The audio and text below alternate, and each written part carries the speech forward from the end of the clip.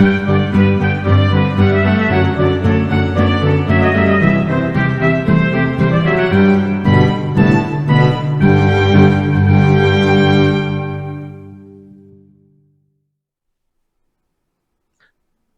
back, everybody, and thank you for joining us for another episode of the GM Happy Hour. I almost put a "the" in front of it. It could be the GM. It could be the. Why not? Be the GM Happy Hour for those in Ohio. Yes, thank you for joining us in the Dice Crisis server this week. I'm Allard, the host this week, or I guess month, and sitting here, as always, over our Zoom chat, we got Tyler from MinMaxed. What's up, Tyler? Adam from Southern Tomfoolery. I don't know which way I'm pointing. And Griff from Hideous Laughter. What's up? Yo, how's it going, guys? You doing good? Yeah, we're doing good. Great. Hell yeah. So our topic today is player immersion, and like looking back on our past episodes, everything kind of does lead us to things that we can work on to help immerse characters, NPC characterization, adding the mechanic of death in a game is very immersive, I think. And so we just want to touch. You want to go something? Well, yeah. I was just sorry. I was gonna say that was for me. Oh, I feel like okay. that was for me. But now we're going to strip away the things that the AP gives you and kind of talk about all the extra stuff that you can bring to the table or to your computer to help make a player and the GM more immersed, have more fun, and just kind of make memories in game. Yo, Yeah, it's great. But first, as we're going to talk about things to bring into games, is there anything you guys don't permit in games for player immersion's sake? I know there's an obvious one. yeah. Go ahead, Griffin. I mean, it's not something that I like ban at the table. I just think phones are bad for player immersion. Fair. I think I allow digital devices. Obviously, I think that's the fastest way to look up rules, especially with great stuff that Paizo has for like rules lookup. Makes it quick, but I don't like people being on their phones when it's not their turn and that kind of thing. I think that that ruins the immersion. Yeah, unless your character sheet's on that phone or you're looking up a rule to stomp me in your next turn. I guess that's cool too. Yeah, I mean, if you're playing Starfinder and your character's always on their phone, maybe I get it. Right. Kind of like role playing at the table. You know, you're always on your data pad. You better have like a holographic watch if that's your angle. You know, Okay. Oh, I'm on my phone because we're playing Starfinder. Yeah. We'll see you. We'll see. And bye, guys. That was this episode's GM. we have to call it when that comes out, right? No. What What do you guys think about like food and drink at the table? In terms of, I know some of you play digitally, so that's kind of annoying. I feel like digitally to have people eating and drinking. Not so much around the table.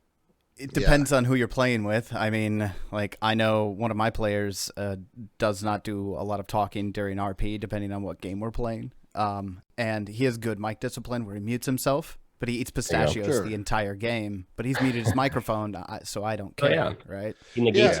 Yeah, as long as you are being conscious, I guess, and you have that ability to mute your mic, it's do whatever. But man, I can't stand when somebody's crunching down on a bowl of cereal or some fucking popcorn in the middle of trying to play the game. I don't know, man. Some of the sound of other people eating, just music to my ears. I love it at the table. Zones you out. Always permit it. It really immerses me. Like it immerses me. I think every time the party gets down on some trail rations, everybody at the table should be eating IRL. It's fair. Maybe make that a mechanic. Yeah, that's a mechanic. That's the other way you get to eat at the table. I see you're a proponent of using distractions and converting them to immersive tools. So I think you need to use every part of the animal. Unit. If you're bringing trail mix, all right, you can only eat it when the party is stopping to camp. There you go. Well, I've had to tell my players a couple times that they can't play RuneScape while we're playing. Like Kyle, right? Yeah, Player Kyle. Pull out the Player Kyle. Yeah, it is. But otherwise, my players have been good. All right, so back into more of what we can add to our playing experiences, besides the fact of just like drawing out what the AP gives to you. Any thoughts just up front? I think we need to define the question of. I think we need to define immersion. Okay. So are we talking about what people can do to be immersed? How are they immersing? Are they immersing into their character, or are they immersing into the world? I guess Both. the best way the most general way we could say is to try to bring both of those elements kind of out more.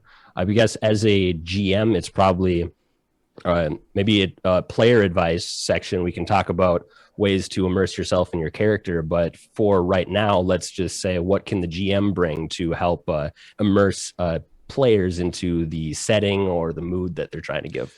I'll say, Tyler, to answer your question, I think about it as immersing yourselves into the fantasy of the game, in everything that includes, right? Whether that's your character or that's the world or the NPCs or even the items or the combat, like immersing yourself into the fantasy and the momentum of what's happening at the table, and kind of finding a way to engage at the highest level with the game.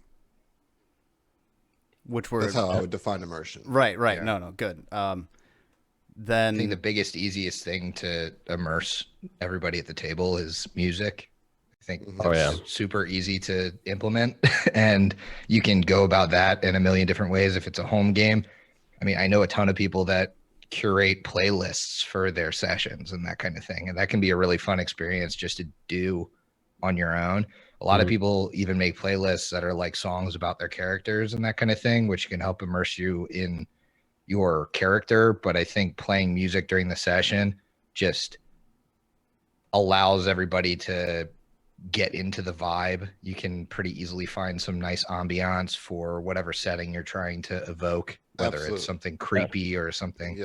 Yeah. When we played Starfinder, we did like all like techno and Outrun and that kind of stuff, and it was like, we were vibing.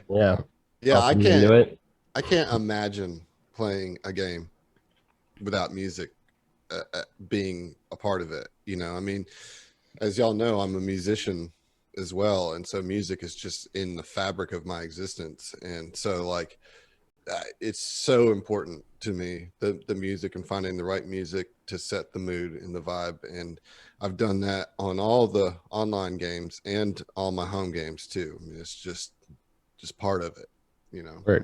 And when you play your music, typically is it something that you'll long playlist that you'll blanket over like the entire session? Or maybe is it just like, I have this moment where this guy or thing gets introduced and you have a track that'll play out through like to get into the thing? So the way I do it in for our games is like I'll usually go and scour the internet for like vibes of it. So I'll use the New Elysium as a recent example. So this is a big resort area, and there was going to be lots of time of them just kind of exploring the resort. So I went and scoured a bunch of like low key, chill, kind of vibey music that would be playing at the resort. And so I have that as, a long playlist that I kind of just put on shuffle as if it were the music that was playing at the resort.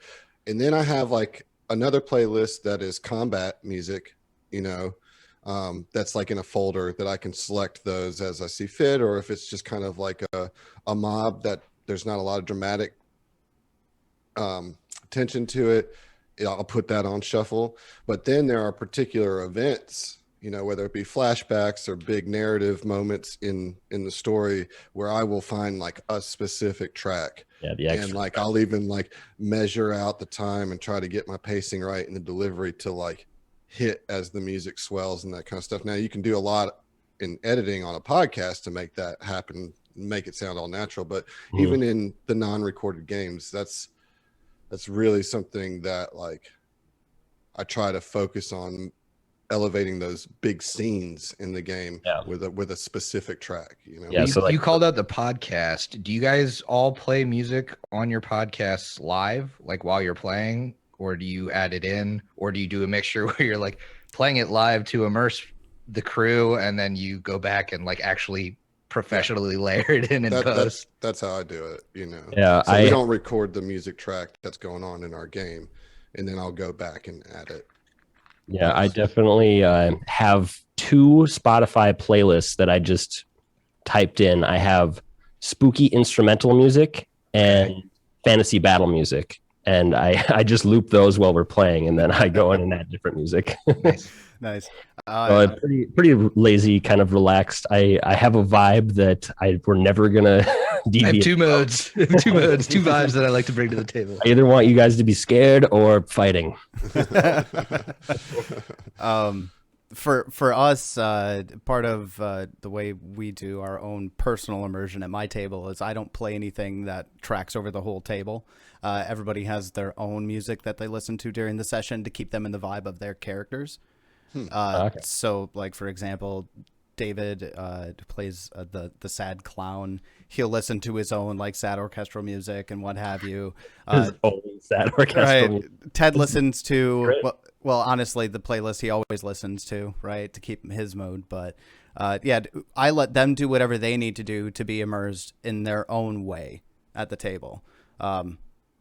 Sometimes that includes music for them. Sometimes they want to hear something that another person's vibing on, so we listen on Spotify playlists of each other's, depending on who we feel like has the best mood or whose character is taking over for their own immersion.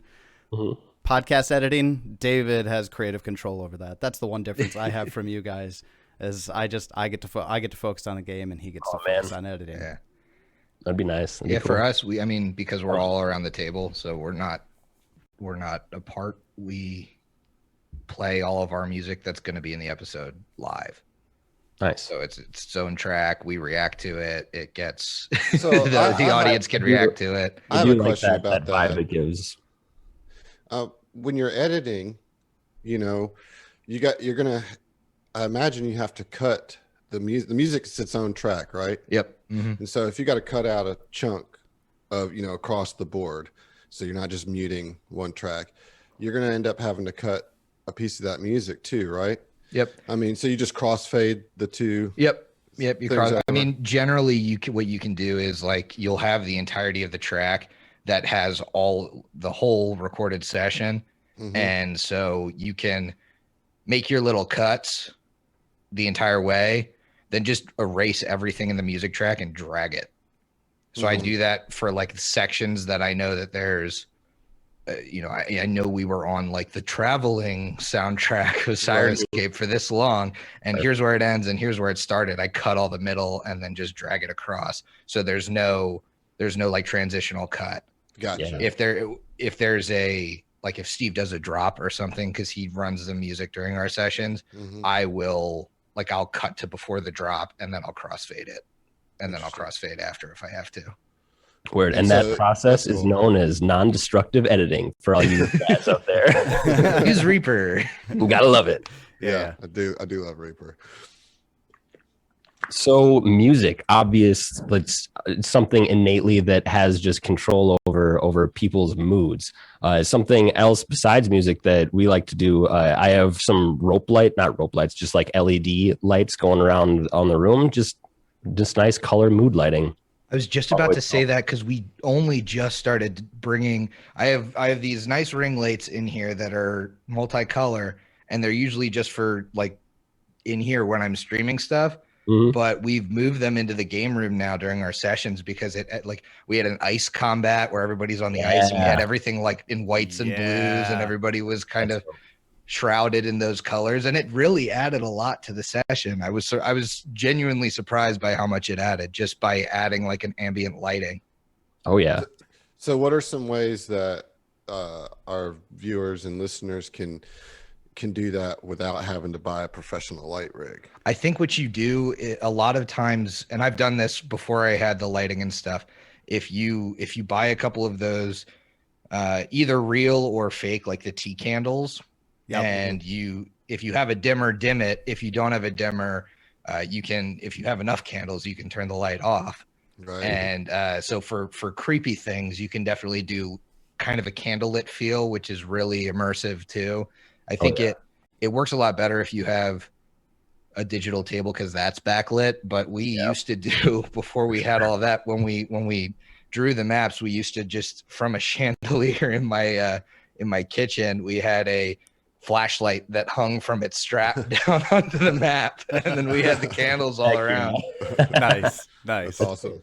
I think I think anything that evokes senses, Yeah. because we're all talking about things that are evoking the senses, the ambiance of the lighting, the music that you're hearing.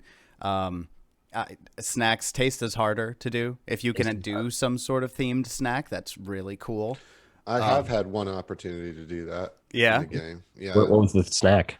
Well, it was a whole meal. So I was running yeah. Curse of Strahd, and there was a session where you have dinner with Strahd. And so I cooked dinner for the players. And like we said, like the whole session was us role playing as our characters at this dinner. That was fucking fun. That's really That cool. sounds like a blast, man. Fuck. I like that. I'm gonna have to write in a dinner scene now. I think that works a lot better if you like schedule a special session that's like on a weekend and like a long period of time where you can, For sure. we can have the dinner ready and Right. that Yeah. kind I of let thing. everybody know, like, 2 weeks out. I was like, all right, our next session is going to be a dinner party. So come, like everybody came dressed to the nines, Yeah. Everybody brought their own bottle of wine and stuff. And we did the whole thing candlelit, and it was fun. It was Yeah, cool. that verges on like a murder mystery party. Yeah. Well, that was what I was that's exactly the vibe I was like trying to recreate or pull inspiration from, Me and my Skulls and Shackles crew used to crush a bottle of Kraken every time we played, because we would play these long, like we would play on Saturdays. We played almost every week, and there were 4 to 5 of us, and we would play from like 2 to 2. We Nice. just play for like 12 hours. So It was all on the canoe. Hell yeah. It did the so whole we would, thing. I mean, we would always exclusively drink rum during it. That's fantastic. It never I got love sick that. of it. It never got old for whatever reason. It never Like- got old. It's Playing just one of Skulls those and golden Shackles. bits, Some bits just never do get old. It's true. Yeah. But yeah.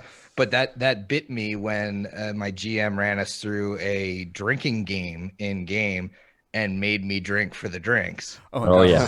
Because we had been doing this immersive thing the entire time. So he made me drink for the drinks. We started the session like that, and I had to pump the brakes and be like, listen, I need to stop if we're going to make it to the end. Did your character have to stop drinking in game for that? I mean, I drank every drink my character drank for the drinking game. Mhm. Some Just decisions then were Then made. I was done. Yeah. Tyler, I feel like you were leading to a point, and we derailed you from it. No, it's okay. It's okay. Because it all worked in your dinner party. That works into sense of smell, right? And taste. Candles can do that. Taste gets in there. Most of the time, what we have for tools, depending on your situation, will vary on your environment. Obviously, if you're in a college dorm room, you can only do so much. If you're playing over Zoom or over Discord, you can only do so much. So one thing that you can do as a game master, I think, to just verbalize is when you're describing, whether directly from the AP or something off the cuff, try to use all of the senses in your description. Especially when you're in those environments like Zoom or what have you, where you can't really let that naturally permeate at the table. You have to bring them in on it with words. Right. Yeah. Remember the I think senses. on to that point, I feel like smell is an often missed one. Just you see it not often described in APs, but it's a harder one to kind of evoke the right your setting that you're in. Mm-hmm. So but if you can do it, everybody always reacts to a way you describe a smell. Because smell, I think, is the most effective because it's most associated with like our memory and our like contextualization of things. Like our smell is deeply connected to that. And so, if you describe a room that's full of dead bodies and you describe the stench of the rot, and you can smell this flesh decaying and you feel like some acid bubbling up in your throat, that evokes like a physical response, as opposed to being like, oh, there's some, and you could get there's some dead bodies in the corner, they're all torn apart, blah, blah, blah. But adding that, as Tyler said, the scope of our five senses, and particularly smell, I think is really a good one to use in your descriptors. Yeah. My tip for the descriptors on smell specifically is to do it in components of the smell. I think that like in real life, to your body's example, like in real life, you don't always immediately think that's a dead body, but you're like, oh, I smell something sweet. Oh, it's sickly sweet. Oh, yeah. It's, it's, right. Oh, never mind. It's rotten. Oh, it's gone off. Kind of make this kind of take them on that journey. Then it really just, for a yucky smell, it definitely gets you. Yeah. And the smell of things also just helps somebody better visualize how a thing looks. And just because a smell is a giveaway for kind of a physical condition of something too. So kind of the different ways you describe the different senses just all kind of build into each other and help create the grand picture. I think I'm going to make the whole party eat Taco Bell the night before I do a sewer adventure. Smart. And then take them on the journey. Everyone's just going to be sitting in their own sewers.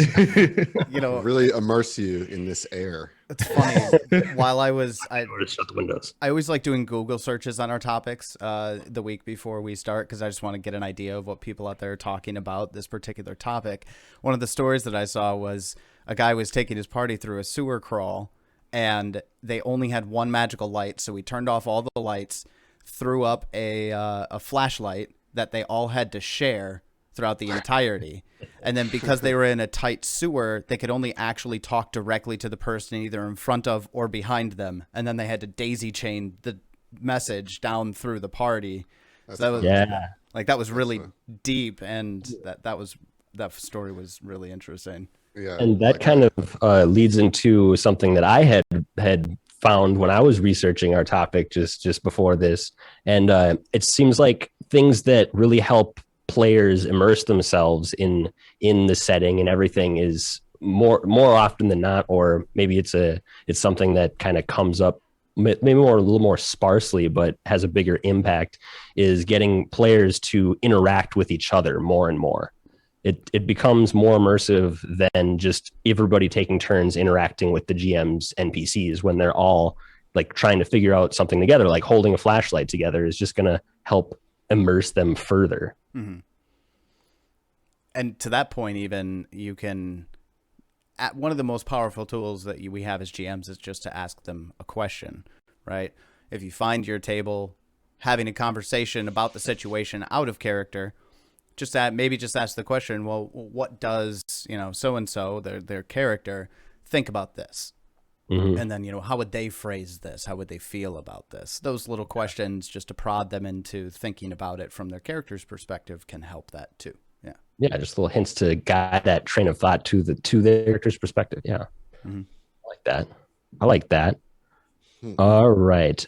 So I feel like in the grand scheme of this, like, immersion comes from interacting with our senses. So I think our last sense is touch. So I guess it's all on the table now. Props. You guys like props? Props. The thing is in our games, we're in very different places, and so props becomes a little bit more difficult of a thing. I do like to use handouts in virtual tabletops when I can, but one thing that if there is an opportunity to deliver something to my players outside of the game that's related to the game, I try to do that. So for instance, again, I'm using New Elysium as an example, but part of the resort was the crew downloads this app that's kind of like your guide to the resort and everything. And so I built an app, not like an actual app. I don't know how to do that, but I built an app. I built a full app. This is immersion, guys. Sounded good. But I built I used PowerPoint to basically, if you pull it up on your phone, you could click, you could click pictures and you could click the names of the different places and it would link to a description of that place, So I tried to create the Keys of Elysium app as much as I could and sent that to them, the night after their characters downloaded it on their computer or on their phones in game. That's awesome. And, it also helped me because there's like 14 different locations that they can go to. And so instead of me having to just, answer that question a billion times, they could just pull it up and be like, oh, hey, I want to go to Wild Apples. That looks like a fun bar. Or I'm trying to go get a tan over here at Azure Sky or whatever. And then it's like, it helped them get into the vibe of being at a resort, I think. And so while I don't have the opportunity to like give them handwritten letters and like, an actual dagger that's important or anything like that, like, which I would love to do if I could, I think there are ways that you can even do it digitally. We have the benefit of playing Starfinder, so tech is part of the game, and that app even fits into the Starfinder theme. Bring your phones to the table. Yeah, there you go. One of I'm kind of in the same boat that Adam's in, being that we play digitally. There's not a lot I can do for touch and for props. To be honest, I didn't have a lot of like crafting know-how to do little props on my own when I was playing around a table, so I mostly didn't. But somebody had brought to my attention, it was one of my wife's coworkers, that they got a Valentine's Day card from their GM. And it was, they play a 5e game, I think. Yeah, 5e game. And it was a coupon for advantage on one D20 roll. It was their Valentine's Day advantage coupon, right? Oh. And he mailed it out to them. He did it in like a postcard from the style. I think it was from Eberron was the setting that they were doing. And then he sent them all badges for the world, where he like screen printed on a wooden badge their picture and then all of their details and sent it to their players. Like that was something that he did to, personalize the world in a way that they could feel. I like that. And like out of game, like I guess I haven't thought much of implementing out of game type handouts and physical means of immersion to my players. But I do see them every week, but that's really cool. Yeah, you're right with them. I'm already with them.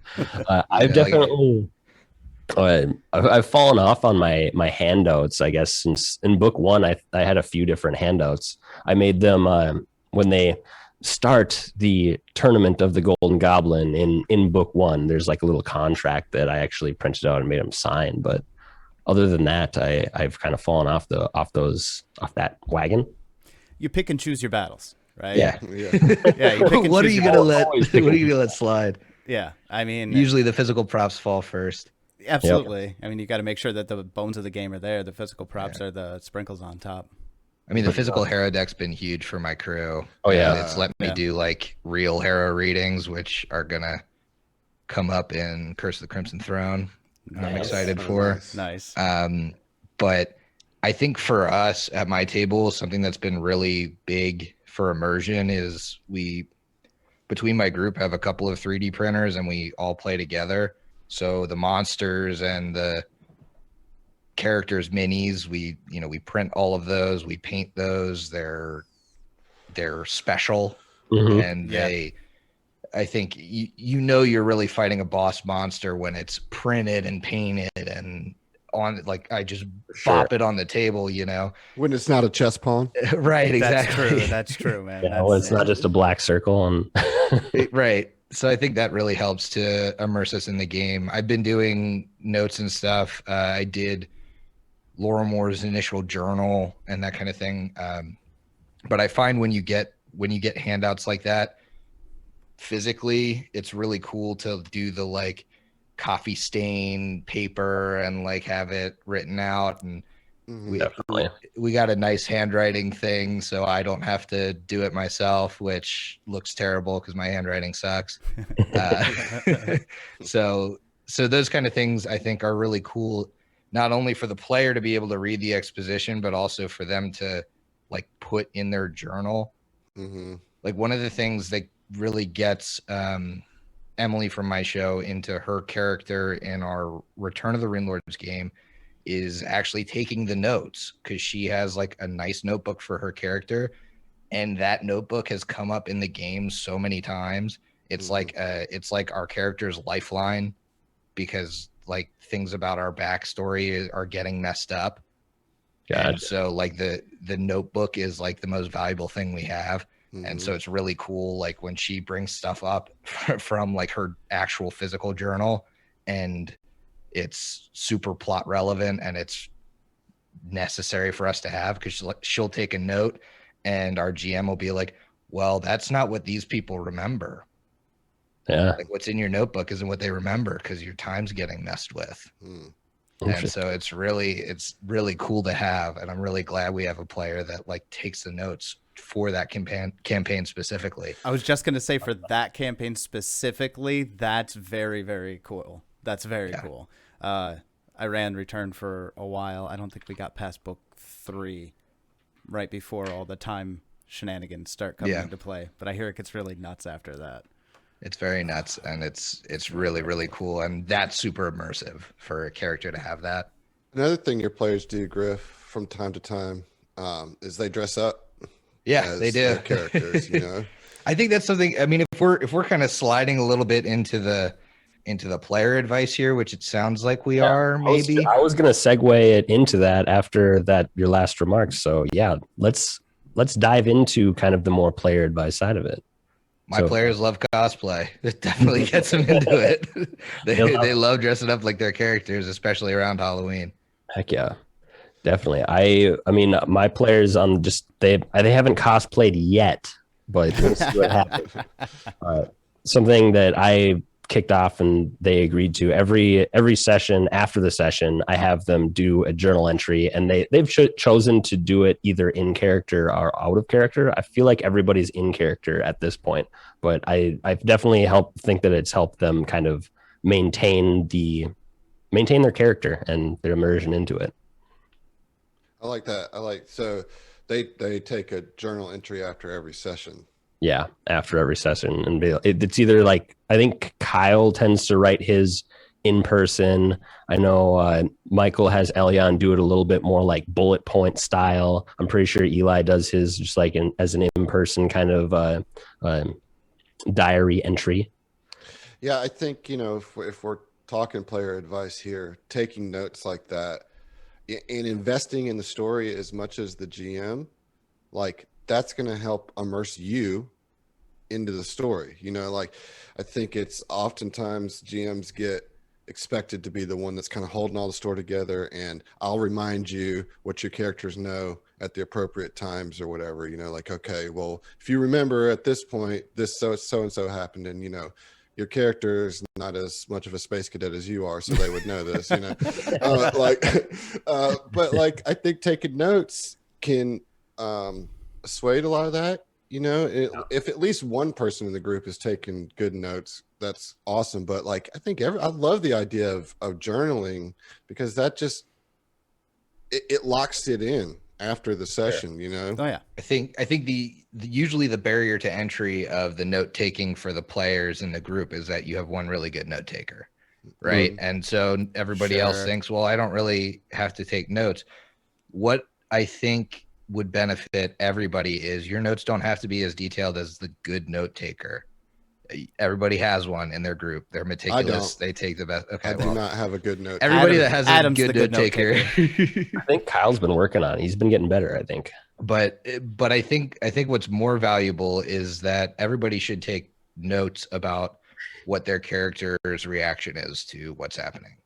As you guys said, like an in-character journal, it doesn't have to be like a full entry, but when somebody says like you found this information out, like when the GM tells you the information you found out, you don't have to have a verbatim of what that is, but you should have what your character felt about that. Like if it was some sort of big deal to the party, you should have that written down so that, you know, I mean, especially if there's a gap between sessions, you know how to kind of step back into that.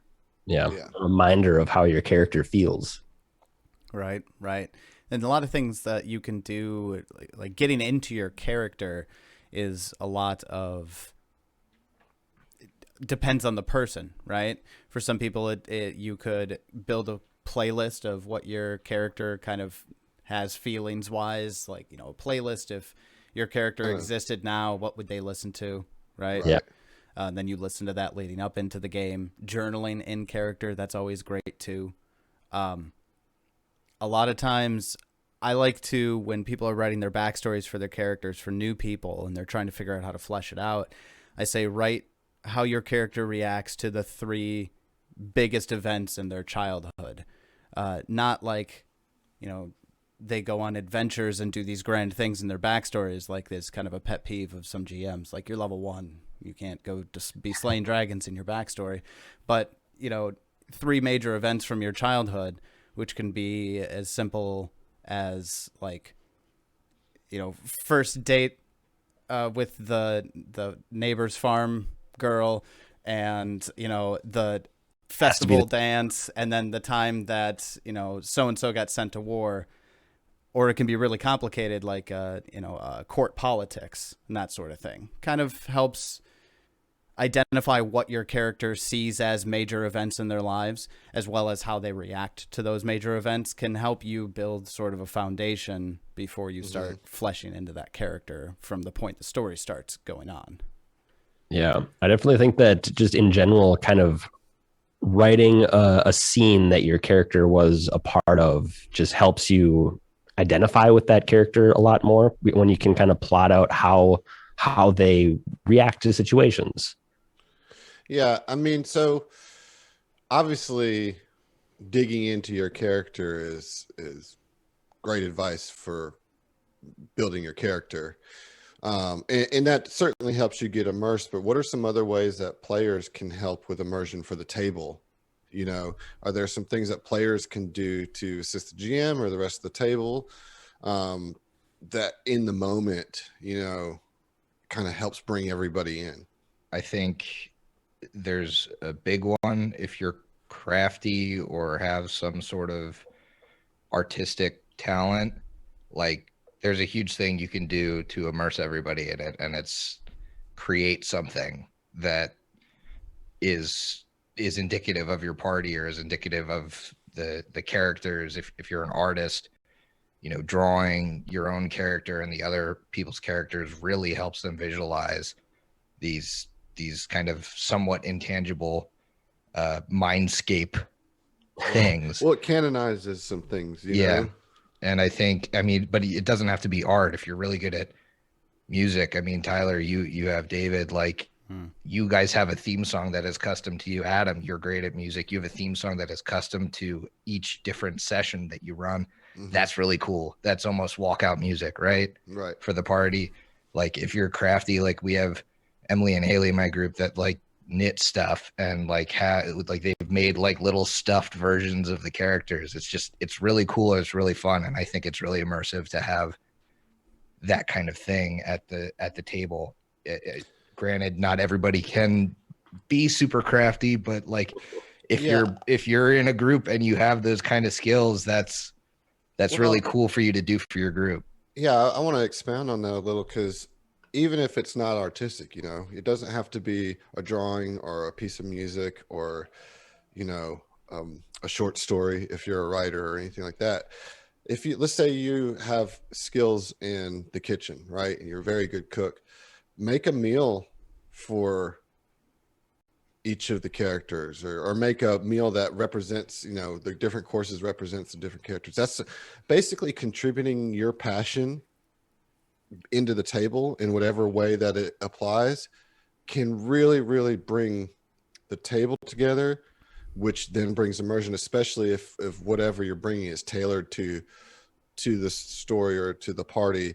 You know, there's so many different ways that you can do that. It doesn't have to, you don't have to paint some grand picture. Oh no, like, shit, if you're good at fucking spreadsheets, make a spreadsheet that's like, make your spaceship as a spreadsheet, or make, like, if you're in a game where you have to track some sort of resource, make that easier for the rest of the table, so then everyone can be immersed more. Like, that's 100%. Something that you can contribute that makes the whole table run smoother, which just benefits immersion.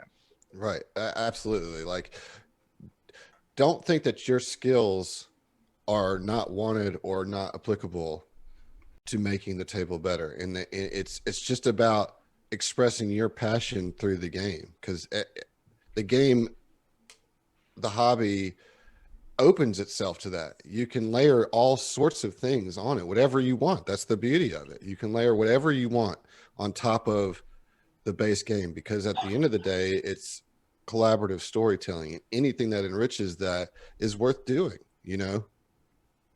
For sure. And if I know there's some people out there who are going to say that they don't have anything to contribute to their table in that way creatively or anything like that. I know those. I've played with those kind of people. I've heard and seen people mention things like that they don't have anything creative to bring. But while you're at the table, one thing you can do to help your table with player immersion is ask other players' characters questions in character, like address their character directly. It's like, I wonder what so and so's character thinks about this, and just ask them that question in character directly to them. 100%. Yeah. That's being a facilitator is huge. Yeah, absolutely. Yeah, put the spotlight on other people. They love that. It's a good way to bring them in. For sure. That's great advice. And then your characters have a little thing going, and it all just kind of snowballs from there. Yeah. I think another player suggestion, and I think this happens because it's natural to happen, but during combat, it's easy to be only focused on your turn in the combat, right? And then in between turns, either you're distracted, bored, or thinking about what you're going to do next. You know what I mean? I think one way to help with immersion during combat, where there's the most likelihood of like immersion being broken, because that's where all the mechanics come in and everything kind of gets gobbed up if you're trying to figure it out and all that. One way to keep that momentum and energy alive is to be cheerleaders for your team. So like when your fellow player does something awesome, there should be reactions from the rest of the table being like, oh yeah, instead of silence. Like nothing kills the momentum and the immersion in the story quicker than operating in silos, sure. and that is something that's, you don't have to like vividly describe every aspect of combat. You don't have to be a wordsmith to keep combat interesting. It's up to the table to engage in everything that's going on and root for your fellow players and be like there for them when they roll that fumble and be like, oh dude, fuck, all that's important. Enthusiasm isn't hard, and it's something that doesn't require a skill. Like all you have to do is try. All you have to do is flip the table here and there, and everyone's gonna get pumped. GMs make a heavy table very heavy table when you recommend enthusiasm. Dude, yeah, for sure. Player interaction in general is only gonna just amplify everybody having fun around the table together. Yeah, absolutely. Are there any other little things that you guys do? I know for me, like when I have a character that I'm gonna play for more than a one shot, I like to. This is the dice goblin in me, but I like to have like 2 sets of dice that are like definitely that character that I'm not gonna use for other stuff. Like these are my, like, I have my Sigurd dice when I'm playing Hideous Tomfoolery and that kind of thing. Like, absolutely, I have my special dice for characters that I know, like, aren't a one-shot thing. Yeah, and at the beginning of our session or our game, I think I bought everybody specific dice for each of their characters. I did the same thing. That's a good GM tip if you have the funds. Yeah, definitely. Easy way to do it too. Yeah. Yeah, I mean, and you can if you're just starting off, you can get the plastic ones. Like, it's just the gesture. You know what I mean? Like, the colors, the vibes. As long as you kind of have an idea of what their character is or what they've described their character is, try and match it and just bring it out of them a little bit. Yeah, I mean, shit. If you want to go like minimal funds, do the pound a Chessex or whatever, and just tell your players like make a mix and match set like for your character that you feel that could like be part of your session 0 is like everybody pick out a couple sets of dice that that'd be fun.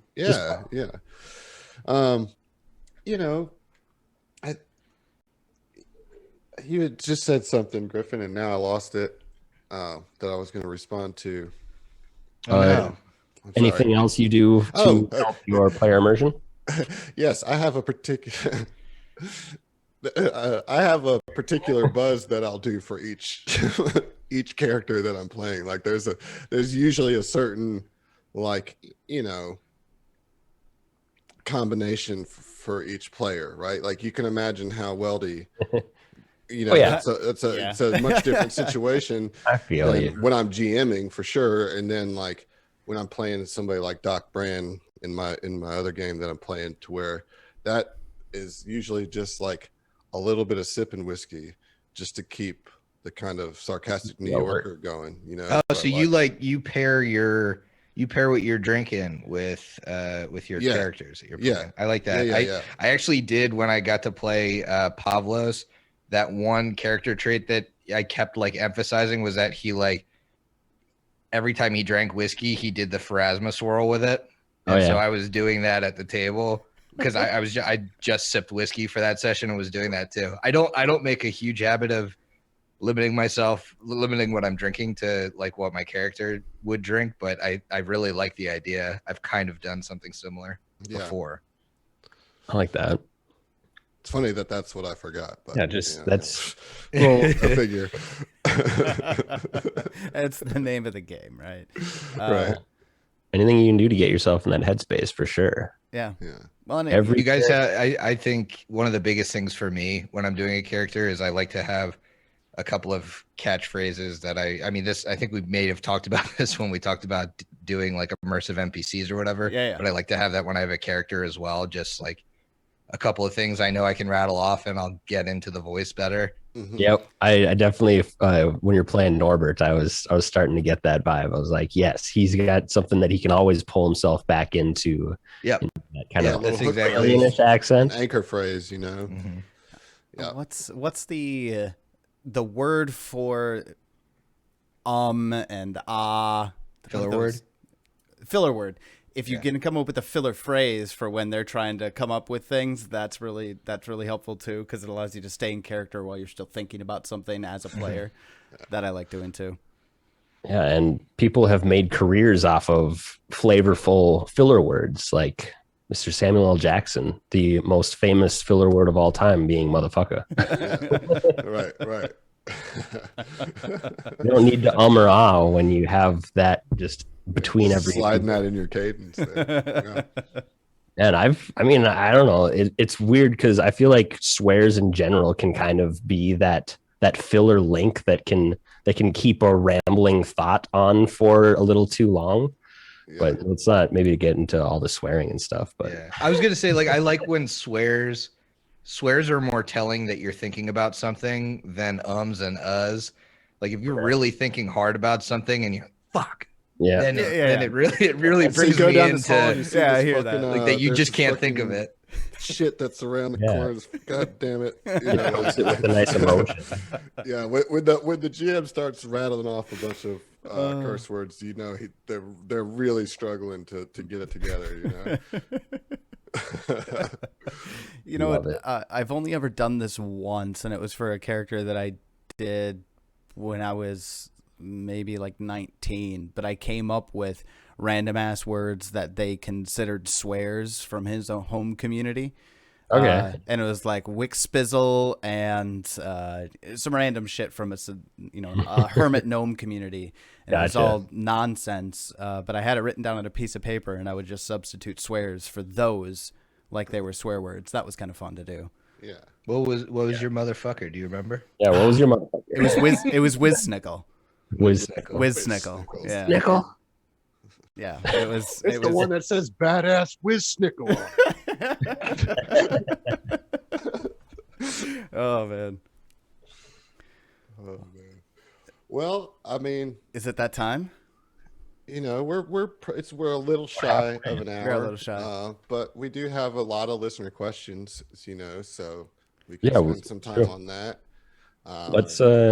I think it's fine to take a little break early and really dig into some more listener questions. That sounds like a good idea. All right. Well, good deal. That. Sweet. Heck yeah. We'll see you guys soon. Yeah. Like what's BRB. Like Do we have a 10? call out?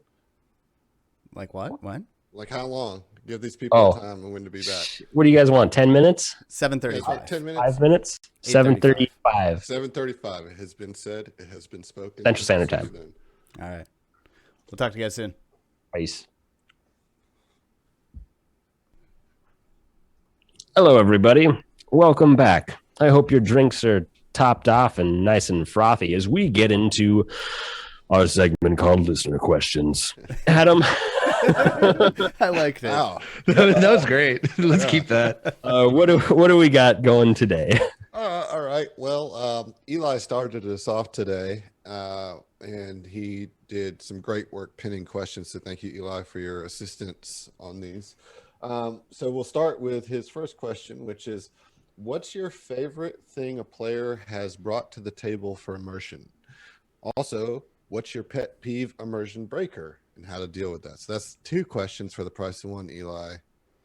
We're going to have to charge you for that one, but Yeah. we'll let it slide. First one's free. All right, so first part of it, what's your favorite thing a player has brought to the table for immersion? And I'm going to include that to be a GM too, you know. Okay. Probably for me, and this is maybe a little bit off topic, but just like a sense of innocent wonder about the whole thing. I know that's not technically a thing that was brought, right? But I remember specifically somebody that we had a first session with, and it was Reign of Winter, and they were talking to an elk. It was actually a pixie hiding on in an elk's fur, but she was like, "Oh my god, I can just talk to the elk." It was amazing. Anyways, that was my favorite thing. That's probably one of my favorite moments at a table. Period. Was that. That is a significant sense of wonder. Yeah. I have a lot that I absolutely love, but there's one instance that I got to be a part of as a player that was one of my favorite immersion things of all time.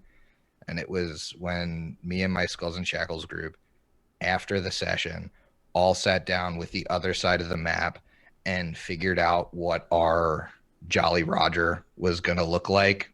Nice. Yeah. And so we all sat together and kind of like One Piece-esque, like figured out what it ended up being like the lower half of a skull with like a powder keg, and it was like lit or something. Cool. It was just really fun because we were like adding things and taking things away and like, oh no, we need to have this. And we had like an alchemist, so we had the powder keg, and it was Cool. It was That's a blast. really cool, man. That's really fun. For me, I think recently Eli bought everybody little dice boxes, or as I use mine as a little deck or a dice boxes. I use mine as a deck. I kind of said it again. Dice jail. That was kind of fun. Or I mean, my other big one is just like dice for specific characters. I haven't played in a lot of games, but I will say, you know,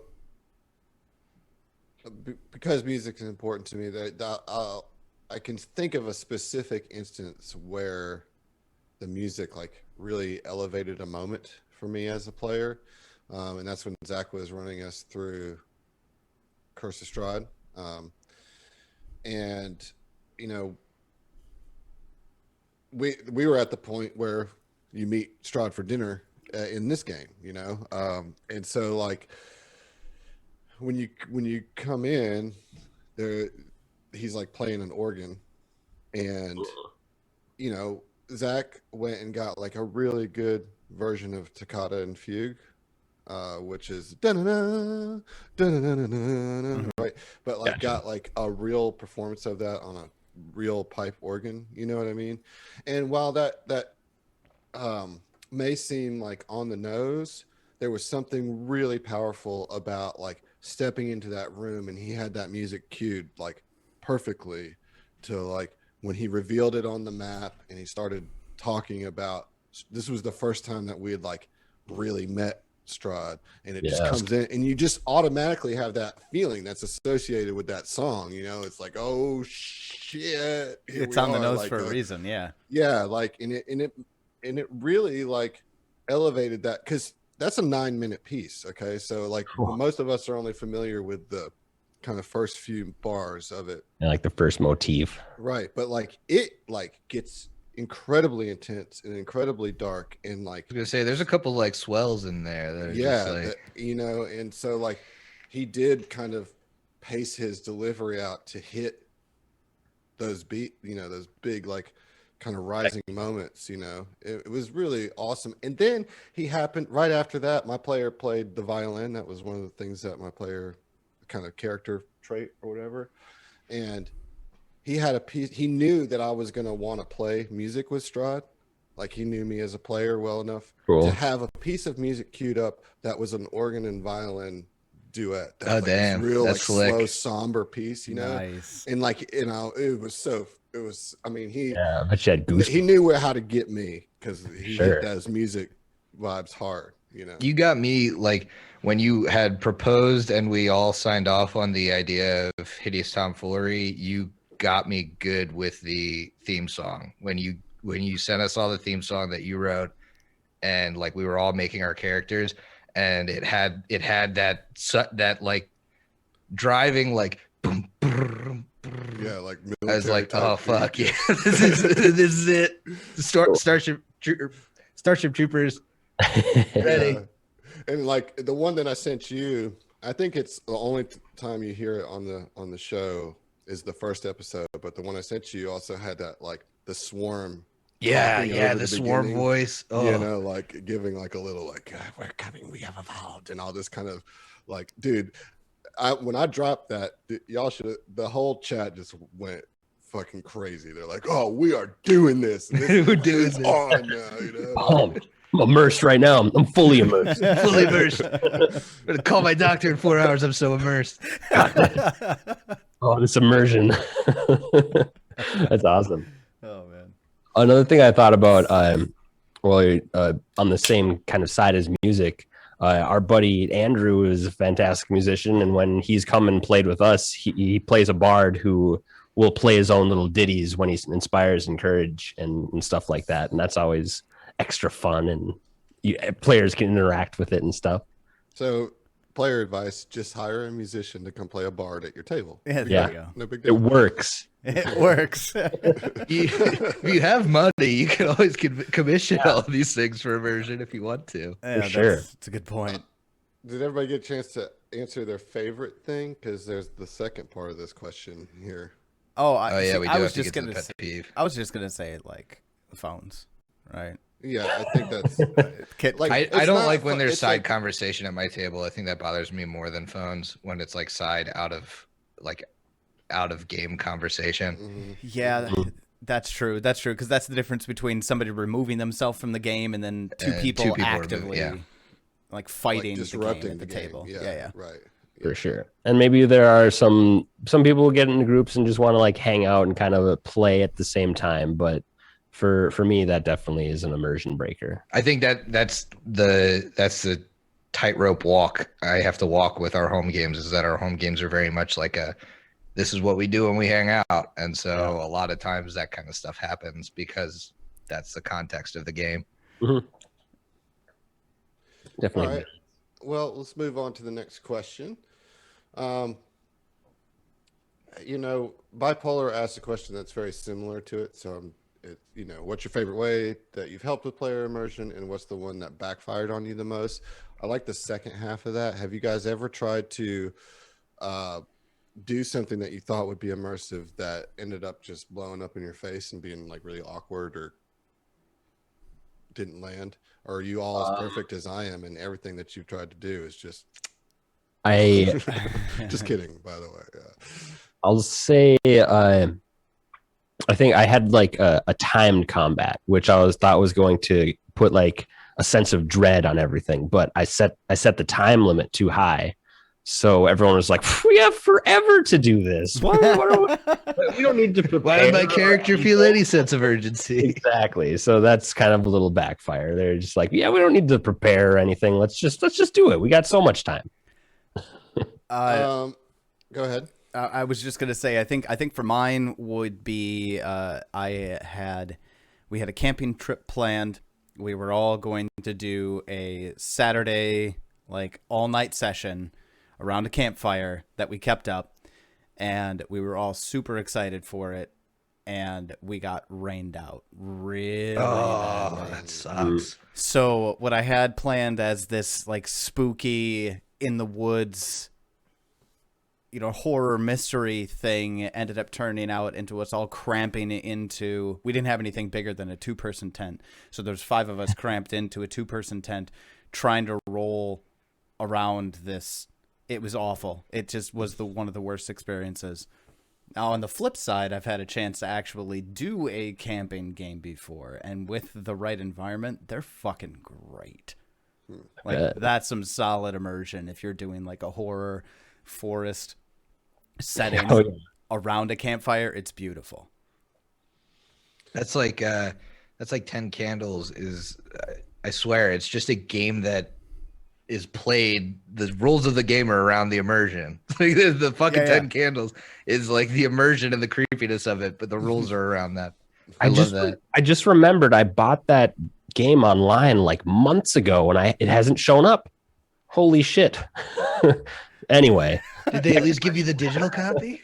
Come on. They did, but I was like waiting for the physical copy, and then I guess it hasn't shown up yet. But I'll go back to the digital copy. All right, moving on. I'll say what backfired for me was putting my immersion ahead of my players. And so I think I've talked about this before, but I ran Tomb of Annihilation, which is a 5e campaign for 2 different groups.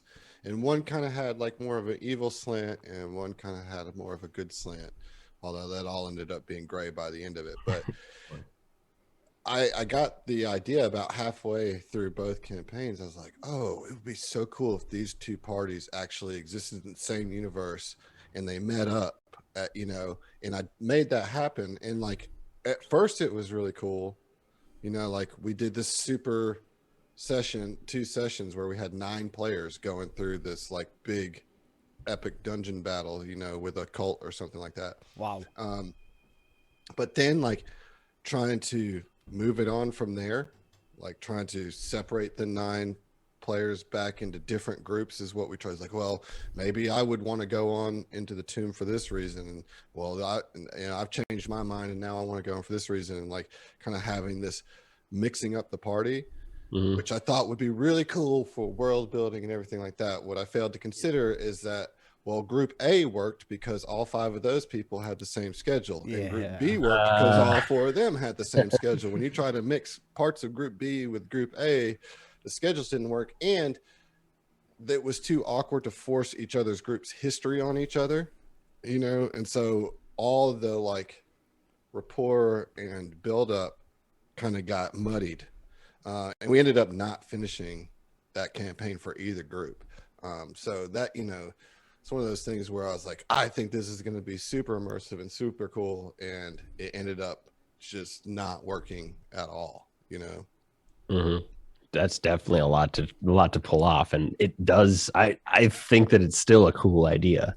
It's just a very reality kicks you and kicks your ambition right in the teeth. Yeah. You know what I mean? Reality always puts a hinder on fantasy. Yeah. I mean, the big ideas are great when they're ideas. When it comes to execution, it gets difficult when you're considering all those real situations.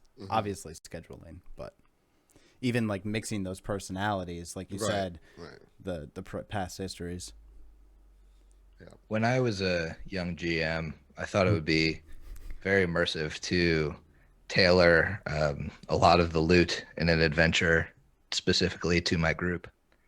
But I was a young GM, and it was a smidge too strong of loot, and I kind of had to rework a lot of Rise of the Rune Lords to accommodate the fact that I just cranked up the wealth by level a smidge, just a bit too high. I may or may not know what you're talking about at this very moment. It's when you get to book 5 and you look at a stat block and you go, "Oh my god, they're just gonna steamroll this." Yeah. How can they not? But I thought, like, for the sake of immersion, it would be really cool if you got like X item that Zach did that. Really fit your character, and like we could really go into describing it and everything. And yeah, like it was fun when I was level 3, you know, and I was like, I got this really cool like bracers that were perfect for my ranger, you know what I mean? But then when we got to like level 7, you know, the mid game of it, we were stomping over everything, you know, like we had no fear. But I will say, when we did get to Strahd, which is, you know, the main boss of the campaign, that was, you know, he had done a lot of work to up that stat block to make Strahd feel really, really dangerous, and it was. And so, you know, the final boss fight was still rewarding, but I mean, I had like a magic item for every slot in 5e when you're only supposed to have 3. You know, I had one for every slot, you know, that was perfectly tailored to make my class better, you know. And the other people in the party also had that. And so like, and once I got like the big weapon of the game that's designed to be the magic weapon that you get to kind of carry you through the game, dude, I was like standing, leaning on a cane and just waffling my sword around. You're dead, you know. I'm the business end of a blender.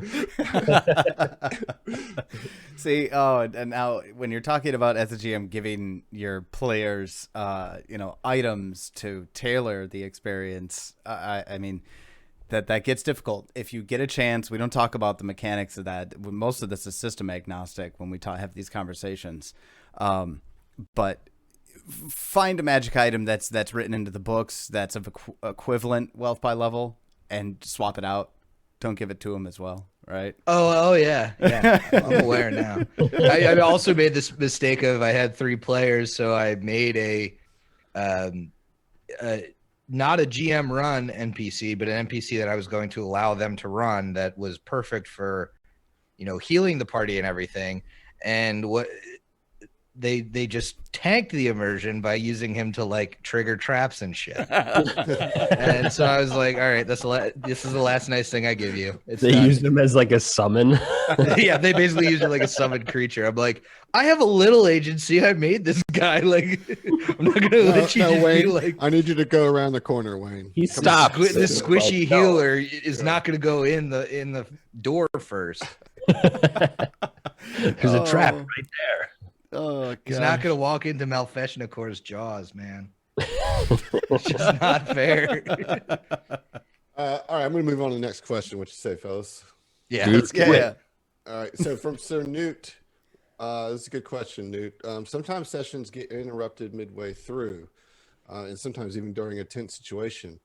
Do you feel it's more the GM's job to bring everyone back in the right mindset, or should that fall more to the players? I mean, it's a table thing, right? Absolutely. It's everybody's job at the table to get there. Definitely like the GM's job to try to like bring everybody back into the moment, but everybody has to be equally ready to be in the moment when it comes back to that. Yeah. I mean, I've done a session that we were gonna play for X amount of time and they got TPK'd in 90 minutes.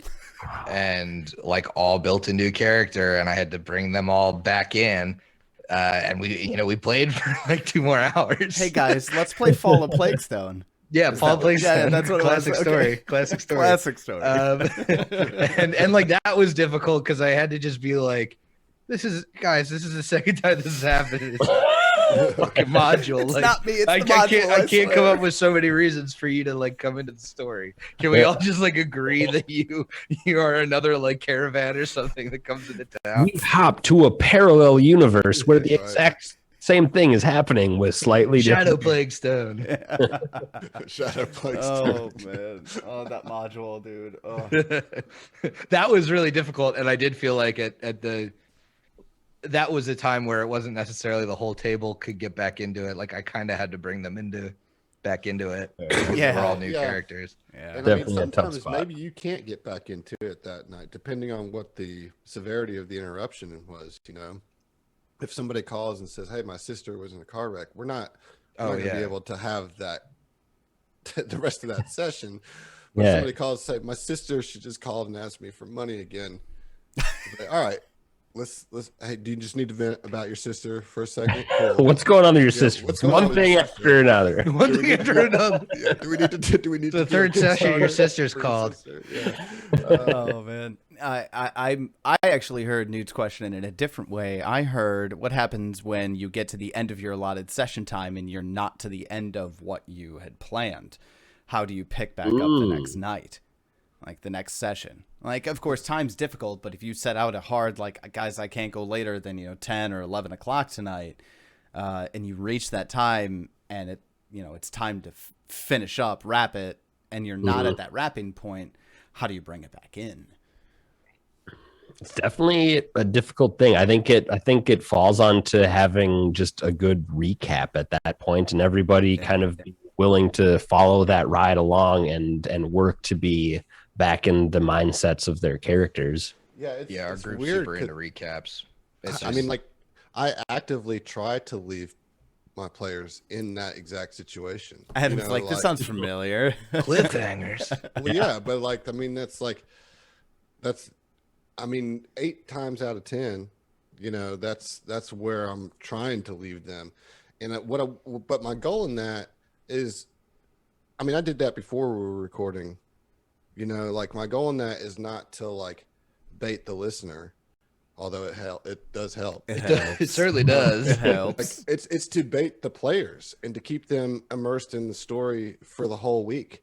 Like I want them talking about, oh shit, like what are we going to do when we come back? Or like, or at the very least, create excitement for them to want to come back to the game. Yeah. I never take that for granted. I never think that they're just going to be there because they're always going to be there. Like I feel like it's my duty as the GM to always make sure I'm thinking about making them excited to come back to the table, And I think that's a good thing to keep in mind when you have a hard stop too. Whichever philosophy you're using, whether it's like I really want to wrap up and be at a good stopping point, or I really want to leave them on a cliffhanger, it's good to give yourself a half-hour cushion and be like, hey, I know like this is going to lead to this, is going to lead to this. Maybe we should stop a half hour early because it's a better stopping point than it would be in a half hour from now. Yeah, I don't hesitate to do that. I think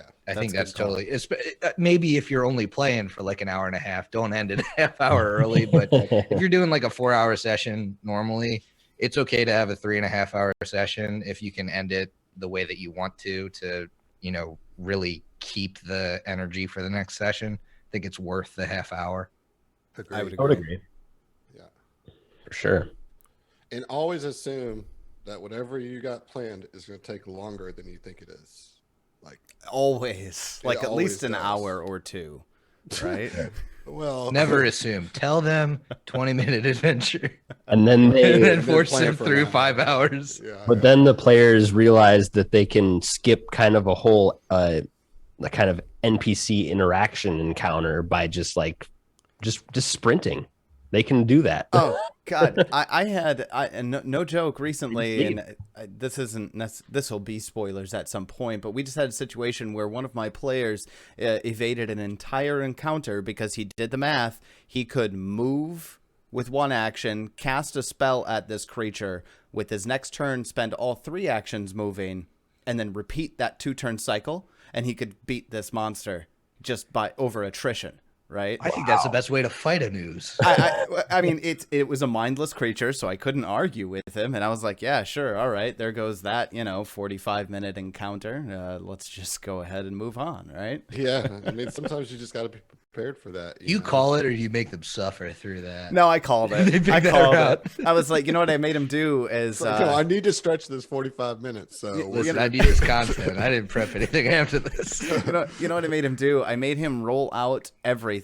We figured out how many successes he needed in order to actually kill the monster based on averages, and we determined that it took him about 2 minutes to do. to run. Not bad. To actually do it. It was about 20 rounds that it took him to do it. We went over the math in the episode and everything. Wow. It's coming up soon. It hasn't released yet, but it's One thing for immersion is do all the math. Yeah. You know, it's Much funny math on the table. when you see things about immersion. Sorry, when you see things about immersion online, most of the time they talk about how the mechanics of the game break people out of immersion. My table is not that table. Mm. If you start introducing mechanics and shit, that brings them deeper into the world somehow. Well, that leads right into Elisa Ellie's next question. So I'm going to ask this to you first, Tyler, and then the rest of us can speak on it because I think you can answer it the best. What do each of you do when a rules question will interrupt the flow but might be important for the outcome? Our favorite thing to do when it comes to rules conversations is, you know, there's the rules as written and rules as intended, right? Mm-hmm. Most of the time you can derive what rules as intended are based on what rules as written are. If you can derive the two, then suddenly what the characters are doing in combat becomes the mechanic itself, right? So like when a certain trait in Pathfinder 2 attributes to, you know, what you're doing. For example, we had this conversation when you're a barbarian and you rage, the rage action has the concentrate trait. But the rage action also prevents you from taking concentrate traits after the fact. So we had this whole conversation and on how you had to concentrate to focus that anger and how to focus that rage. And it turned into an RP moment because we, within the rules, dissected that you had to concentrate in order to go into a rage. But once you were there, you couldn't continue to concentrate on anything else but that rage, right? So that was all within the mechanics, but we built a scene off of that mechanics conversation, which is Sure. Yeah. most of our, not most of, a good chunk of our in-combat RP comes from that kind of mechanics to action within the story translation. Yeah, Yeah. I mean, absolutely. You know, we do similar things when it comes to like level ups, you know, which can like really kind of stall out the immersion when we're just going down the list of new powers that you got. But one thing that we do in STF is we role play those level ups, you know, and the why of a choice made at a level up, you know, the why I took this spell, the why I took this operative exploit, the why I took this envoy improvisation figures into the build just as much as the mechanical value of it. You know, that we're talking about that just as much as we're talking about the power gain. It's like, you know, I took bodyguard not because that's like a really good feat to take as a soldier or a fighter, you know, like if you're the tank, you want to have bodyguard. That's like a kind of a must-have feat for anybody who's playing that tank role. But like we want to use that as you're saying, Tyler, to okay, what is the mechanics representing? You know, the mechanics are representing what? And okay, so now why is this particular character taking this particular ability, and how is that ability applied to their story? You know, Yeah.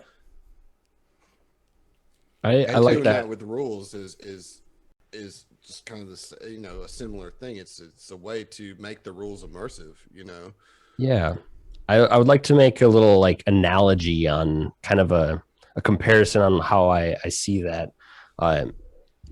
Using the mechanics as a sort of depth for role playing is like an actor having a scene playing a guitar. And like to play a guitar, you put your fingers on the frets and you strum it, right?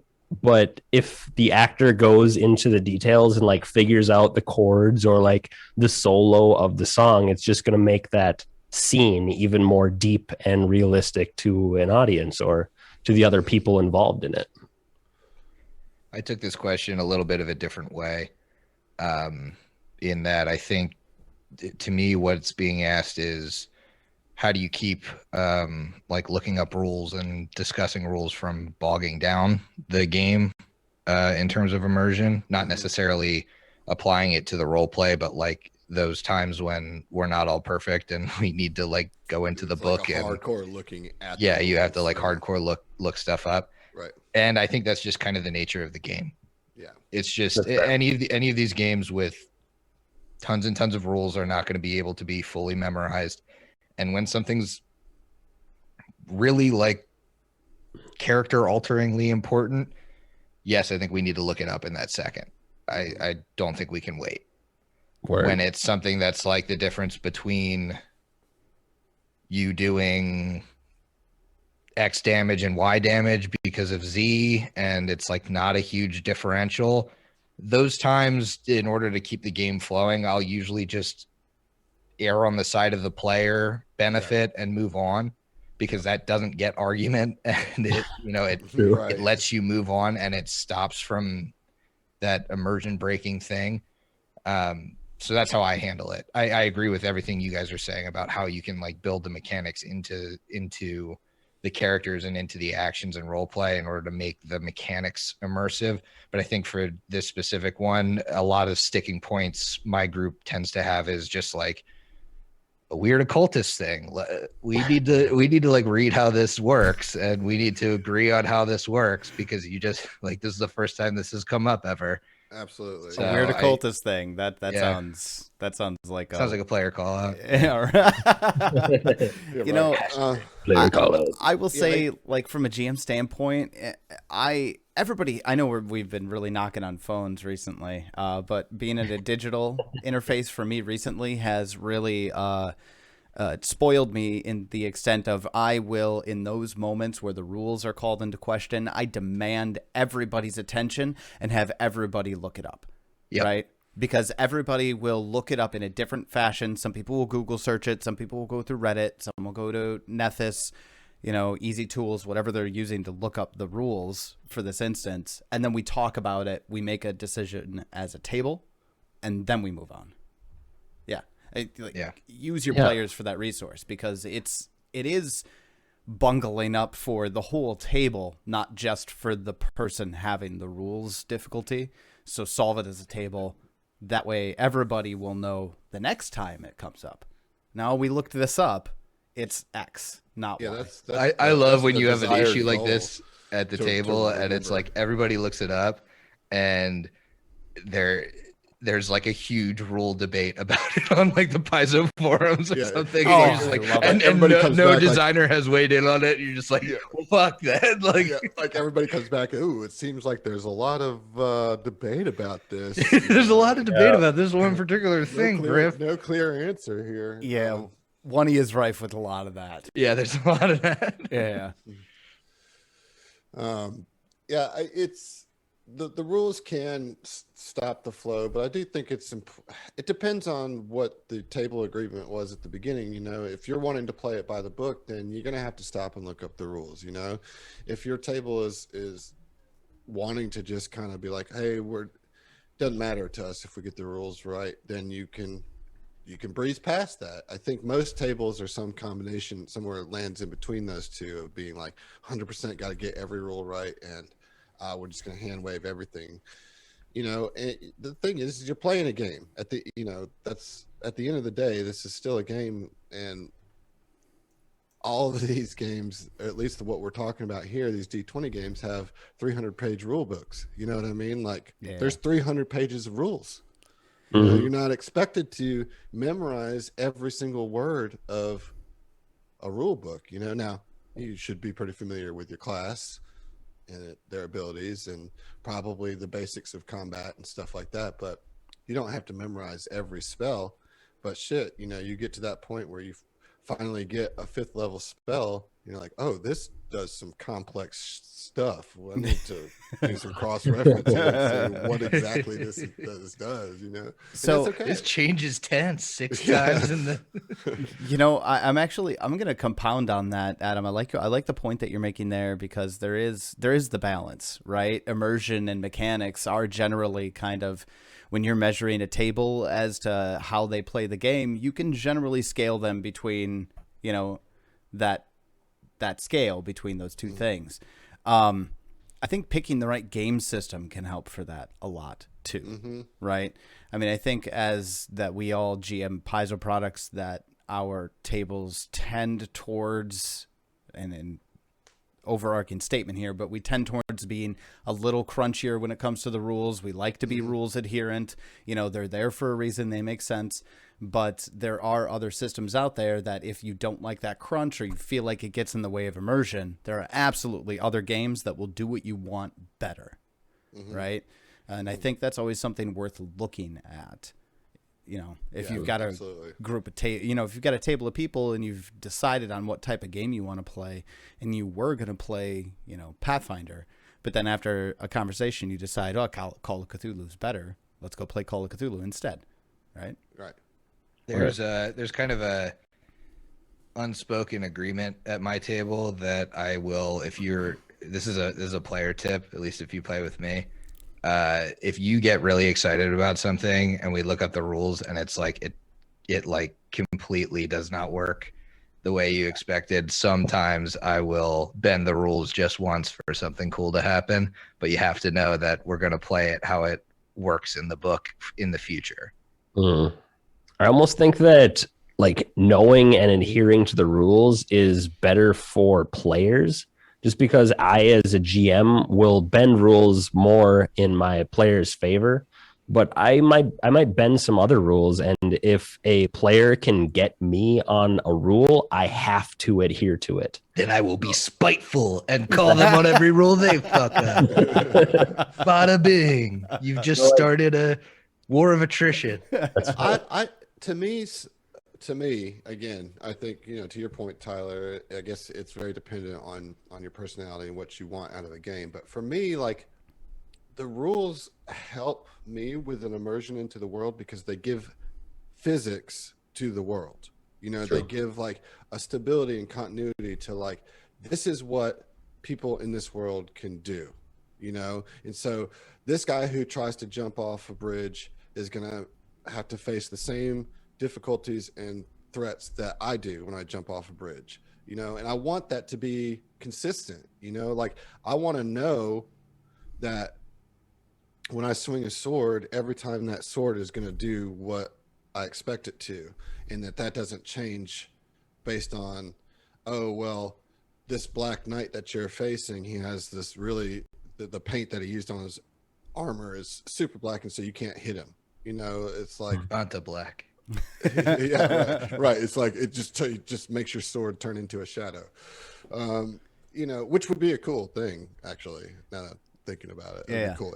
But you know, you get my point. Is that like the consistency that I know as a player what to expect out of the world as far as the physics and what governs the laws of this world that I'm living in. To me, those rules help better shape the world that I'm immersing myself in. It gives it more clarity and structure, and that's just how my brain works. You know, that's.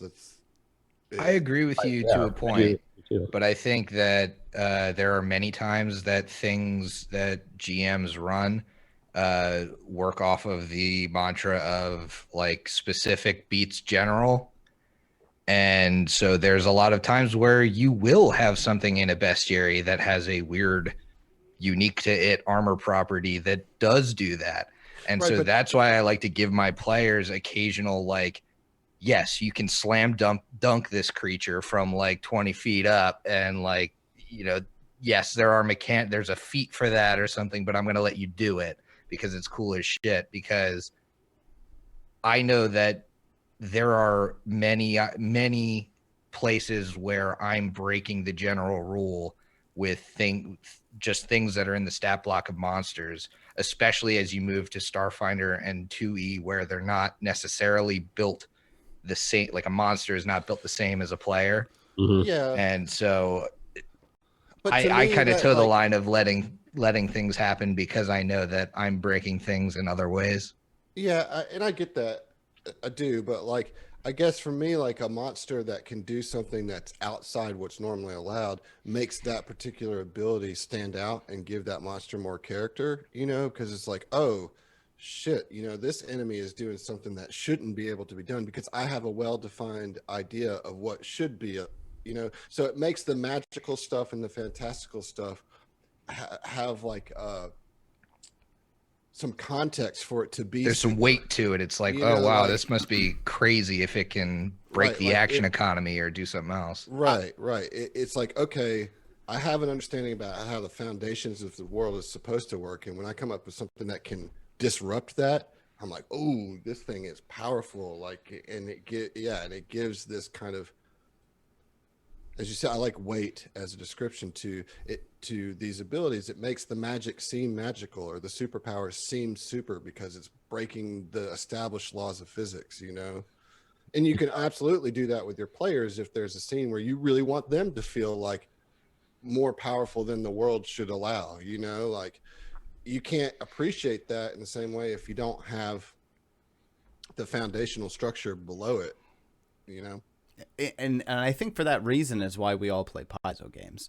Yeah. Right. You know, Yeah. I mean, I think we would all agree to that. And I think that structure, and even parenthetical Eric in the chat pointed out that knowing and adhering to the rules is one of the reasons that Paizo is a great system to play under. Paizo systems is because it's a safety net as a player. You know the rules of the world. This is what's possible within the world.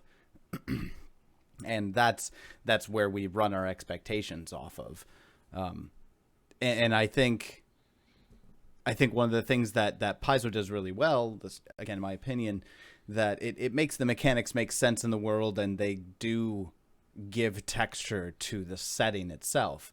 Like, if you throw the Starfinder rules on a fantasy setting, that's not going to make any sense at all. They're not designed for the same thing. The system and the setting that the system takes place in make a difference, right? So, and I think that the way that we all play that and expect the setting to, we build on top of it and build on top of those mechanics is why we play Paizo games. For sure. Well, I think we got a little off track, but that was a great question and a great conversation. But we're going to move on to the next question here. And this one comes from Thomas/Max. How much flavor text and description should you give the players, and how can you make sure the players still manage to catch the important relevant parts? And then a follow-up to that is, what can you do when players interpret flavor description as important clue? There's a lot there. They almost always do. Yeah, they always do, right? Right. It's like, you know, when they can tell that you're reading, they're obviously going to hone in on that as something that's part of the AP. For sure. One thing that I try to do that's a constant process is to try to bring closer my cadence when I'm reading something to my normal speaking voice when I'm narrating as the GM, and get those a little closer so there's not as much as a differential there. But at the same time, I mean, like, flavor text is take it or leave it. Yeah, it's flavor text is flavor text. So if it's important for the flavor of the scene, then it should be heard and should be focused on, you know, and that you're putting it there for a reason. And if the players miss something, like, you got to be on the team of your players when it comes to them getting a hold of the narrative. You know what I mean? Like, if they're having trouble getting the exposition that you need them to get, maybe in between sessions, do the recaps and highlight, this is what was important about this, you know? And again, note taking on the player's side will really help with that. But, like, it's okay if the players miss something you gave a 15-minute exposition dump and they're like, okay, wait, what's relevant here and what's not, you know, unless you're purposely trying to keep it a mystery because that's what the AP calls for. Like, fill them in, you know. And I don't think there's anything immersion breaking or like negative about making sure your players are picking up on things that you need them to pick up on, you know. I do a dummy check. Roll me perception. The DC is what the highest person got. Right. Here's the thing you missed. Hey, that's a good point. Point. Everybody rolled a 5. Yeah. Well, you know. Here it is. is. It'd take a real idiot to miss this. So I guess you guys got it. Right. So do you guys typically like say verbatim flavor text that's put in an AP, or do you like to change it around? I'm weird. Like I like to summarize what it says, which I feel like it's already a summary. But I think what helps me is I use the digital maps, and I know 3 out of 4 of us are using digital maps, and like the really high quality Paizo ones sometimes have like stuff in the room that's not in the flavor text that I kind of like to bring in. True.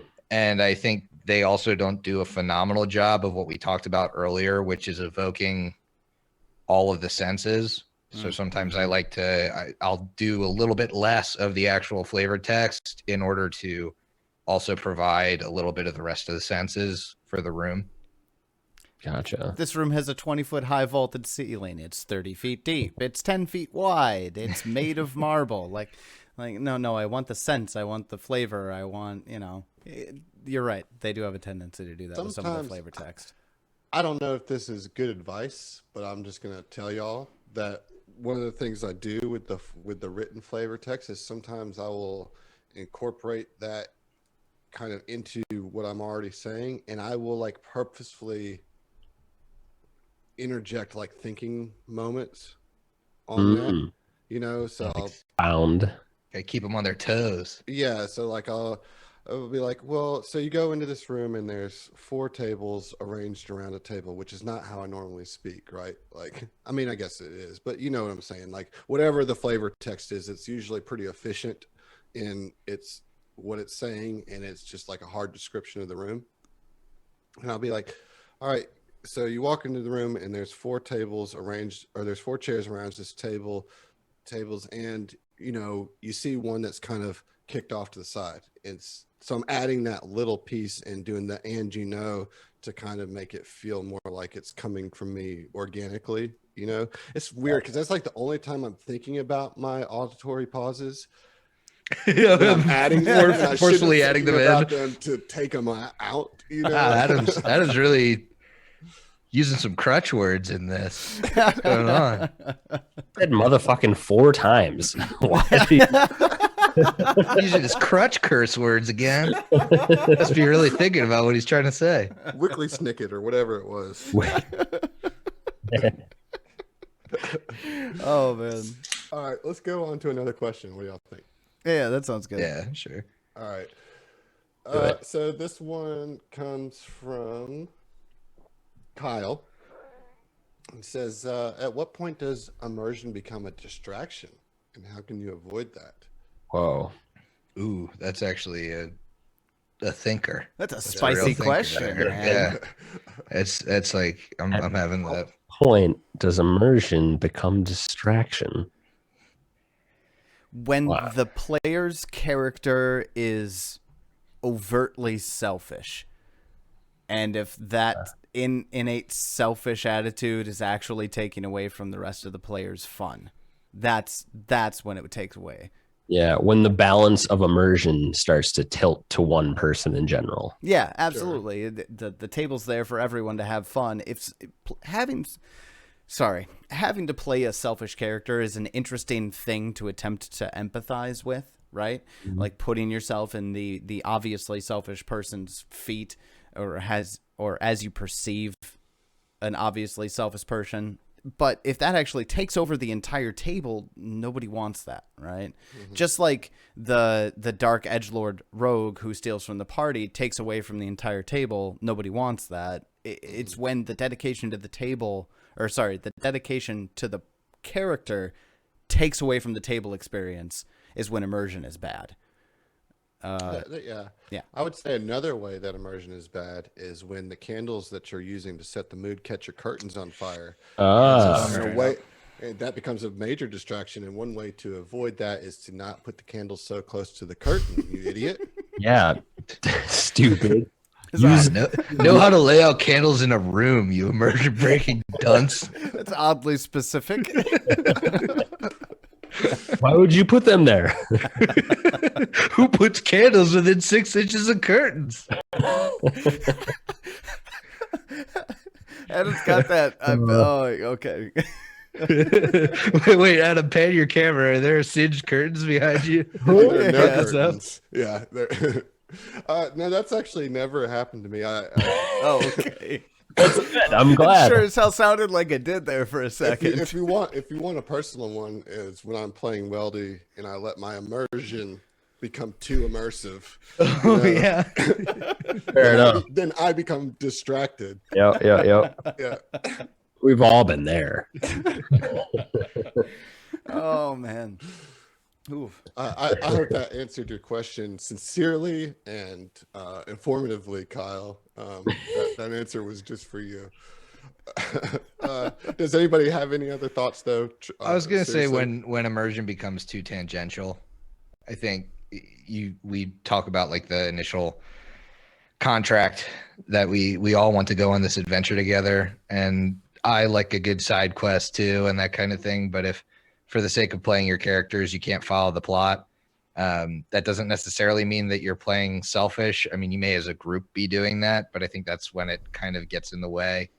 Yeah. I mean, that's when you got to be willing to roll up another character. Like, if that's what your character's going to do, they're going to step away from this venture. Yeah. That's cool. Then they But can Or you fuck gotta- off and you can I'm replace not them. about to write a whole adventure for your one dude's like lone quest. That's not Yeah, happening. you might have to unimmerse everybody to have a discussion, which then becomes non-immersive. You have to have a discussion of like, hey, is this really what the whole party wants to do now? We want to be going here because just so you guys know, you're kind of, this is the part that Paizo wrote in, like this is outside of the bounds of this adventure. So we could do that, but I gotta, Yeah. probably gotta end the session early so I can prep that later. I'm gonna quote a moment on Harmontown when the PCs decided to stop fulfilling the quest that Spencer the GM had for them and decided to revert back to potato farming.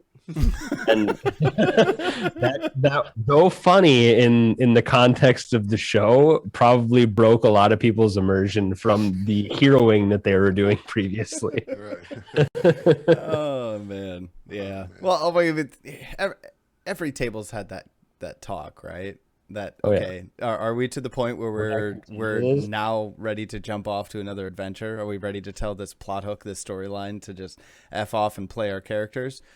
Or are we going to make our characters go in line with the story? Yeah, make I your think PCs. the deal is to write your PCs to be somebody that would be attracted to the AP or module that you're running. It gets a little bit messier when you're doing homebrew stuff because that kind of plot line kind of can be more ethereal and whatever you want it to be. But Yeah. I'd also say make sure your cosplay is comfortable. Yeah.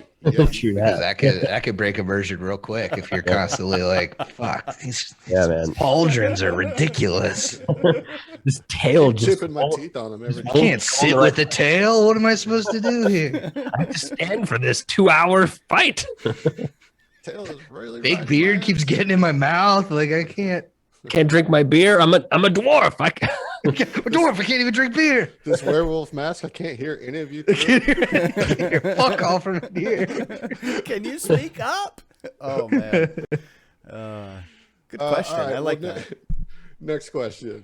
This one's going to come from 10 Long Nose, otherwise known as Parenthetical. Eric, what are some immersive ways to build in the setting / lore that isn't already spelled out? He gives an example of like replacing God with gods. Are there ways that you can bring the setting to life just,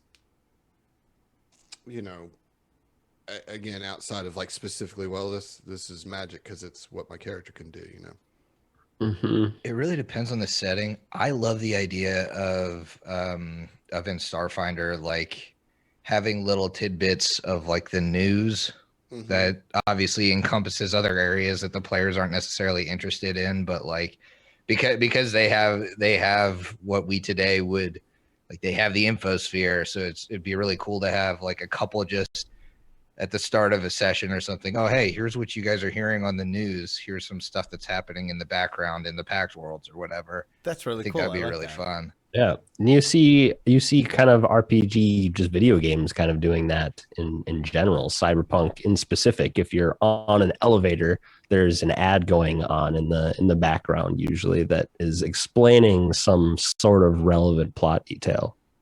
or future relevant plot detail. Yeah, I think that's clever if you can kind of tie that stuff to what's going to happen For in the sure. future. For sure. It's like when you're watching the news in the start of a zombie outbreak or whatever, and Exactly. you know how all of those movies start, you just hear like today 3 killed in Turkey, like when man on bath salts, like. But you can use it other ways than just developing the plot, but just to bring out more of the grandioseness of the world that everybody's in. Right. I think that, one of the things that I've leaned on is food. Is kind of have food be a part of the color of the area that you're at.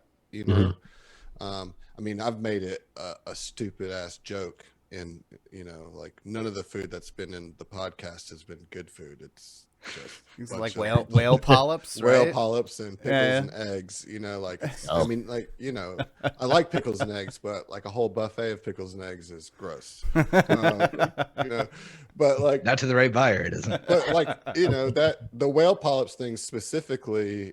I mean, that's like such a Starfinder. They found that in a damn vending machine. It's like a bag of whale polyps. I did really like that scene. That really did give texture to the whole Starfinder world. Yeah, it just made Outpost Dead specifically feel so weird. Yeah, so it really alien, for sure. I mean, it was either that or cactus paste.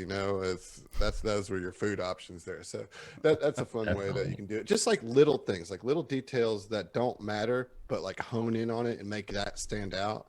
Is a cool way to do it. Yeah, just little moments of culture shock for the players or their characters can be really impactful. You don't expect to see whale polyps in a vending machine. For sure. Going back to the swear words, one thing that Brandon Sanderson does, he wrote the Stormlight Archive, that I think is like really cheesy but also works like really, really well. Storms. He's replaced every curse word with some sort of like storm replacement. So like if instead of God damn it, it's Storm Father. Or like instead of fucking, it's like, oh, these storming kids in my front yard, and so like it's kind of cheesy because it's storming everything, right? But that gives, there is a particular vibe to Roshar, which is the world that he's building, and it's like, it's a little thing like taking curse words, which are so prevalent in our speech, and making it specific to what that culture would be cursing. It brings me into a different world than opposed to like Game of Thrones, where everybody's just saying the same curse words we do. It feels a little bit more removed and fantastical. I like euphemisms instead of curse words, because euphemisms are really difficult for people that don't speak a native language or aren't native to an area to understand. And so when you include euphemisms that would be normal in your game world that don't jive with anybody that's playing, because it just doesn't make sense. Like it's either referencing a god in the setting or something like that. I think that's really cool. I like doing that with the gods in the settings. That's fun. Yeah. I can't tell you how many times in my Skulls and Shackles game where I got to be a player, I said, "Bye Besmaris tits." I said that all the time, and it was fun. It helped bring me into the setting. Or any deity can have their own like saying like that. Obviously, well, that one. The next town over is about 2 shakes of a unicorn horn. Yeah, there you go. I don't have any idea how far that is. Well, it's fine. That's 2 jumps of a boggard away from the. Yeah, just follow the smell of the troglodyte, and you'll find it. That's right. All right, cool deal. Next question here.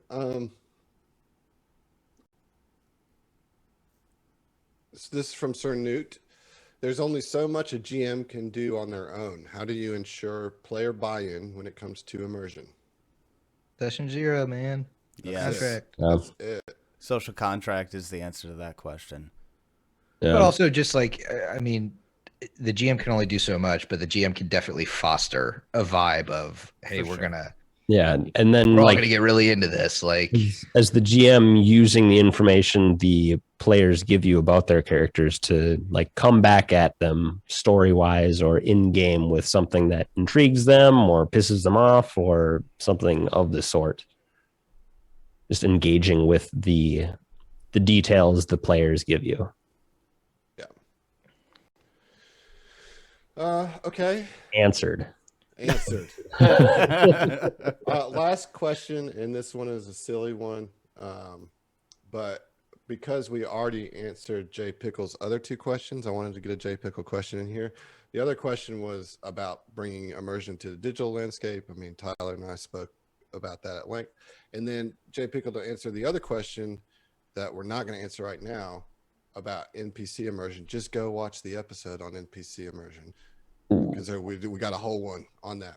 So to answer to ask the question that we can answer, in what ways could an immersion blender be a good tool to bring some immersion to the table? An actual immersion blender. If you put everyone's hands in it and you do some sort of like Blood Brothers ritual, yes, for sure. Ooh, a blood brothers ritual where everybody loses a full finger. Yeah, there you go. Everyone's going to be. I think when you TPK the party with some sort of like mechanical monstrosity, you take all of their minis off the table, throw them into a cup, and use the immersion blender and just chop them up. Sorry, I know you're attached to these. We're rolling up new characters. I use it to make the drill sounds on my robots. There you go. Easy.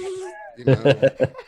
I'm sorry. I'm just the moment of Griff just dropping a bunch of minis into a blender with everybody. They're dead. No! Immersion blender. They're all dead now. Here's your immersion.